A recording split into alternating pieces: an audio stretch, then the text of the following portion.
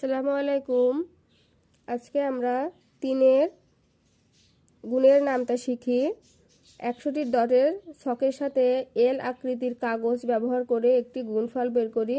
এইখানে দেখো, এই লম্বা লাইনে তিনটে ডট আমরা বের করে নিয়েছি একটি সাদা মার্কের মাধ্যমে। তারপরে লম্বায় তিনটে নিয়েছি এবং আরে নিয়েছি আমরা 5টি। তাহলে 3 এবং 5 গুণ করলে মোট এখানে হবে, দেখো 3, 6, 9, 12, 15টি। তাহলে এই যে 3, 5, 15। এভাবে ডট ডট করে করে আমরা বের করতে পারি এল আকৃতি করে। এইভাবে বের করলে আমাদের কিভাবে তখন বের করার পরে পড়তে হবে। এইভাবে দেখো, 3-এর গুণের নামটা 3 1 3, 3 2 6, 3 3 9, 3 4 12, 3 5 15, 3 6 18, 3 7 21, 3 8 24, 3 9 27, 3 10 30।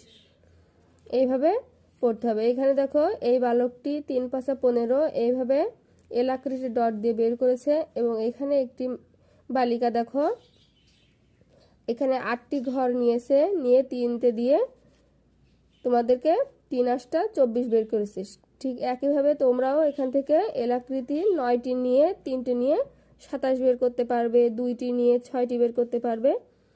তো ধন্যবাদ। আসসালামু আলাইকুম দ্বিতীয় শ্রেণীর শিক্ষার্থী বন্ধুরা, আজকে আমরা গুণ শিখব। গুণের 6 নম্বর পার্ট। দেখো, তিনের গুণ কেমন সেটা আমরা শিখব। 3-এর গুণের নামটা তৈরি করি।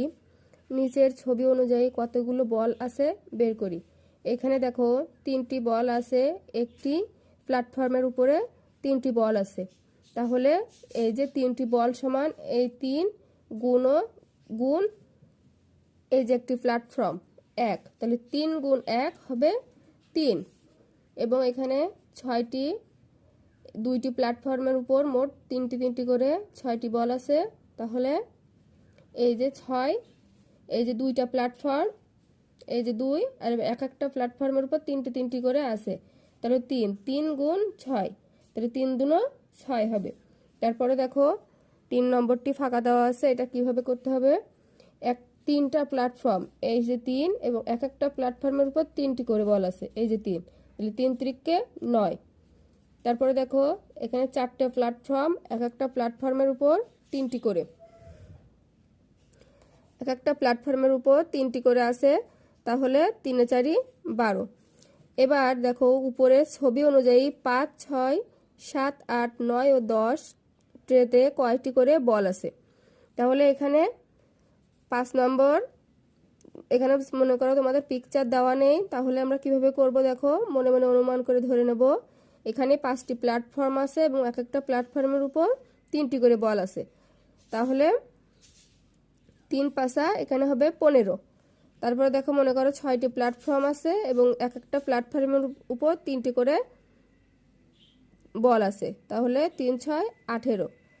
এবার মনে করো 7টি ট্রে আছে, তারপরে 3টি করে বল আছে। তাহলে 3 7 21, তারপরে 4 7 28, 3 7 21, 3 8 24, 3 9 27, 3 10 30। তাহলে এরকম হবে, 3 1 3, 3 2 6, 3 3 9, 3 4 12, 3 5 15, 3 6 18, 3 7 21, 3 8 24, 3 9 27, 3 10 30। এবার দেখো, যে সংখ্যা দিয়ে গুণ করা হয় তা 1 করে বৃদ্ধি করলে গুণক বৃদ্ধি পায়। তার মানে এখানে 3 এবং 5 দিয়ে যে আমরা গুণ করেছি, এখানে হবে 15, এবং এখানে যখন 5 থেকে 1 বৃদ্ধি পাবে 6, তাহলে এখানে আবার আমাদের এই 3 করে বৃদ্ধি পাবে। যেমন এখানে হয়েছিল 15, এখানে হবে 18, বৃদ্ধি পেয়েছে সেরকম। তাহলে যে সংখ্যা দ্বারা গুণ করা হয়, তাহলে এই যে 5 দ্বারা গুণ করা হলে যা গুণ করা হবে, তখন গুণফল, এখানে যে ফলটা বের হবে সেটা বৃদ্ধি পাবে। এটা হচ্ছে গুণফল বৃদ্ধি।